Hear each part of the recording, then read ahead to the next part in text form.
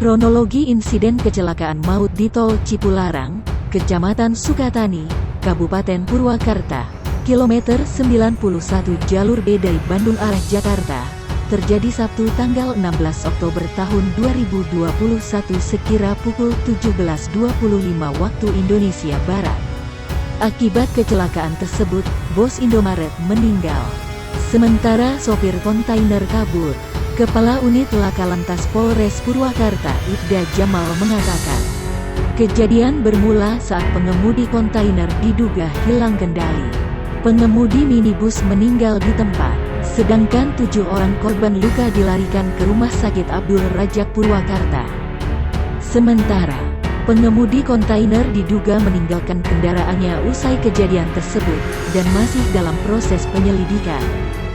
Imbas kecelakaan tersebut, lalu lintas di ruas jalan tol Cipularang dari Bandung menuju Jakarta dilaporkan sempat macet total.